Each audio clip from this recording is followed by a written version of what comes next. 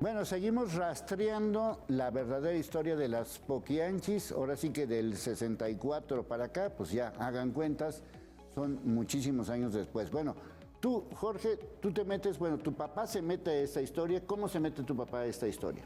Él era corresponsal de la revista Impacto. Y cuando, ¿aquí, en Guadalajara? En Jalisco. Y cuando se dan cuenta del descubrimiento de ese tipo de asesinatos, se traslada a San Francisco del Rincón y de ahí le empiezan a dar seguimiento. Ahí siguen prácticamente desde en esa época del 64 para acá. 64 para acá de la detención, y ya después de la detención cuando los tratan, cuando ellas empiezan a querer meter amparos y se empiezan a buscar todas las amistades, los políticos que tenían, entre ellos magistrados, jueces y todo, para que las apoyaran. Pero hubo otras personas que ya no estuvieron de acuerdo, porque esto, cuando se hace político, que ya se extiende, ya no pueden darle protección, y terminaron por detenerlas. Bueno, tenemos otra historia más relacionada con esto, porque a lo largo de todo este tiempo se han publicado algunas otras historias relacionadas con las famosas Poquianchis. Y bueno, pues tenemos esta entrevista exclusiva con una investigadora en la Ciudad de México. Las Poquianchis no eran asesinas seriales, pese a que desde hace décadas han sido clasificadas de esta manera. Un asesino serial tiene una motivación en particular. Hay una cierta seriación, o sea, hay cosas muy particulares en cada uno de los asesinatos. Además, son víctimas que generalmente comparten algún rasgo, alguna situación, algo que lo hace serial, ¿no? Las hermanas González Valenzuela, mejor conocidas como las Poquianchis, operaron de 1945 a 1964 hasta 4 burdeles en Jalisco y Guanajuato, los cuales se convirtieron en una red de trata de personas. Privaban de su libertad a mujeres jóvenes y las obligaban a prostituirse. Además, eran sometidas a tratos inhumanos por parte de las hermanas Delfina, María Luisa y María de Jesús, quienes provocaban su muerte al dejarlas sin comer, sin agua, y otras veces instigaban riñas entre las víctimas que terminaban en muertes sangrientas. Nunca se pudo comprobar que ellas directamente mataran a estas mujeres. De acuerdo incluso a lo que van diciendo las víctimas en las declaraciones, es que ellas buscaban o provocaban las golpizas. Nunca se escandalizaron, ¿no? de la forma incluso de golpearse entre ellas, porque hasta fue con una plancha o de una forma realmente cruel. Aunque no hay cifras exactas del número total de víctimas, se estima que provocaron la muerte de cientos de mujeres a lo largo de casi 20 años. Sin embargo, de acuerdo con los expedientes del caso revisados por la especialista, fueron encontrados pocos cuerpos. Los cuerpos que se encontraron, al parecer, fueron 4, porque algunos estaban quemados, entonces de esos no hay fotos. Pero al parecer había 2 quemados y los otros que se encontraron. Esto podría deberse a que una vez privadas de su libertad, a las mujeres les cambiaban el nombre en más de una ocasión a lo largo de su estadía. No hay nada ni en las declaraciones que indique que ellas hubieran estado matando mujeres desde siempre, ¿no? O sea, en realidad no. Y escarbaron y buscaron y no encontraron más cuerpos. Te digo, me parece que esto lo adjudicaban más a los nombres que dieron, porque sí, en nombres parece que hubieran sido muchos, pero no, en cuerpos no es así. Cambiar el nombre a las víctimas de trata es una práctica común para evitar que sus familias puedan encontrarlas, pero en el caso de las Poquianchis era un intento por identificarse con su padre, quien luego de asesinar a un hombre en una cantina cambió su nombre de Isidro Torres a Andrés González. María de Jesús hizo lo mismo tras dispararle a la esposa de su amante, pues solía llamarse Manuela. Cambios, Diana Barajas. Bueno, muchas gracias a Mariana Paz por darnos este testimonio. ¿Conoces el trabajo de Mariana Paz? Aún no lo conozco, pero será un gusto leerlo para incluirlo dentro de todo de este tipo de historias. Bueno, a ver, entonces nos ubicamos en el 64, son detenidas y lo que decía Jorge hace rato, ellas no mataban, pero ¿cuántos mataron? O sea, si hay esta cifra, desde el punto de vista del juicio, ¿no? Desde el punto de vista del juicio, hasta donde lo llevo leído, porque pues hay que comentarlo, ¿no? Es un juicio bastante extenso. Son 2.065 hojas en 4 volúmenes, es decir, son alrededor de casi 5.000 páginas del juicio. Yo llevo leído hasta ahorita 100 debido a que apenas el verano pasado pude adquirirlo en el Archivo Histórico de San Francisco del Rincón.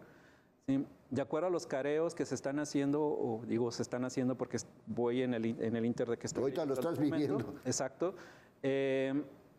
Van alrededor de 17 cuerpos encontrados, sin contar aquellos que a lo largo de los 50 se comenta en los testimonios que también desaparecieron. ¿Sí? Una de las cosas más impactantes que encontré, no solamente en el juicio, sino en la prensa de León, Guanajuato, fue fotografías de mujeres y un hombre que estaban desaparecidos y que al parecer fueron ellas quienes pues básicamente se encargaron de ello. ¿Sí? Y otro aspecto también interesante y de que no se habla mucho dentro del caso, más allá de las víctimas, es justo la voz de las madres y los padres que están buscando a sus hijas y a sus hijos, ¿sí? Porque también hay 1 o 2 varones que por ahí fueron víctimas por alguna razón de ellas. Entonces, la prensa de León se encarga de cubrir esta voz. Pero en cuanto al número de víctimas, algunas veces pues cambia esta cifra a lo largo de las décadas, pero creo que el meollo del asunto no es la cantidad, sino el proceso, la estrategia y el por qué se hace ocurrió este tipo de crimen. Y ahí es cuando entramos a este trasfondo social del contexto en el cual la mujer en aquel momento, y justo como ahora siguen luchando dentro de la revolución feminista, cultural, estamos hablando de un momento en que las mujeres están más limitadas en muchos ámbitos. Vamos, si nos ubicamos en el 1964, apenas 10 años atrás o menos adquirieron el derecho a votar en las elecciones presidenciales.